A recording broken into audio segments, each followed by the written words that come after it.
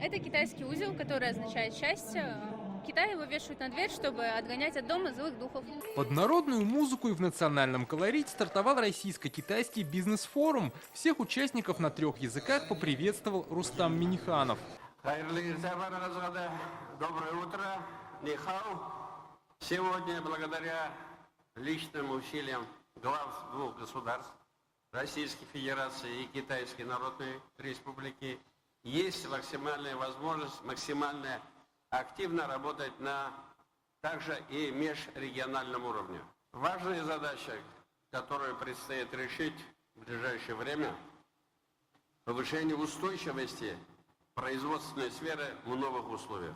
Китай выступает надежным партнером достижения поставленных целей. На выставке Russia China Expo свои стенды представили регионы и предприятия 2 стран. Все павильоны вместе с почетными гостями осмотрел Рустам Минниханов. У Татарстана отдельный стенд. Свои экспозиции гостям показали крупные компании республики. Это и нефтехимия, IT, беспилотники, машиностроение. Для поставки вот этих подшипников ступицы для КАМАЗа, которые мы презентовали в феврале месяце на Набережных Челнах. Китай на выставке представил широкую линейку своих автомобилей, более 30 образцов. Рустам Минниханов сел за руль нескольких авто.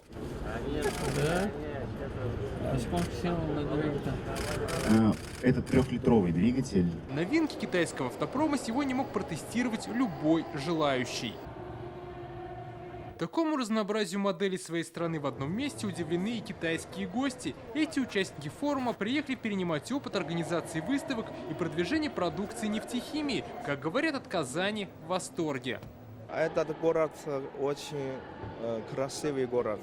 Особенно вечером это вообще... В отдельном павильоне проходит выставка машиностроения, металлообработка, сварка. Здесь представлены российские и китайские станки. Как говорят специалисты, это хорошая возможность изучить технологии друг друга. Познакомиться с менеджерами, с техническим персоналом, как работает оборудование, какие производительности, какие мощности, пощупать, потрогать, так сказать. Здесь можем дополнить друг друга, потому что то, как развивается IT-сегмент в России, управление организациями, предприятиями, это намного перспективнее, и мы можем экспортировать эти технологии в Китай. Сейчас Китай один из ключевых партнеров России и Татарстана. В этом году товарооборот между странами вырос более чем на треть и превысил $100 миллиардов. Между Татарстаном и Китаем он достиг рекордные $1,5 миллиарда.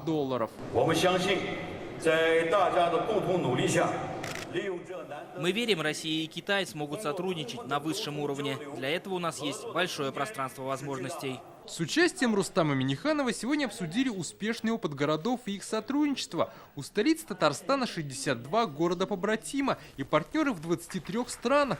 Благодаря форуму их станет больше. Наша столица, тысячелетняя Казань, издавна является важным связующим звеном между Западом и Востоком, Севером и Югом. Мы бережно храним традиции многих мировых культур, стремимся укреплять и развивать принципы добрососедства, взаимопонимания. На встрече по робототехнике отметили, хороших инженеров нужно готовить, начиная еще с садика. На круглом столе по животноводству решили, необходимо создавать совместные российско-китайские предприятия. Есть те технологии, которые востребованы нами, и есть наши технологии, которые востребованы ими. В кулуарах можно познакомиться с культурой и традициями 2 стран. Этому способствует и проходящий здесь же российско-китайский молодежный фестиваль. Чтобы лучше узнать друг друга, есть даже павильон для китайской чайной церемонии. Мы же привыкли в России пить чай.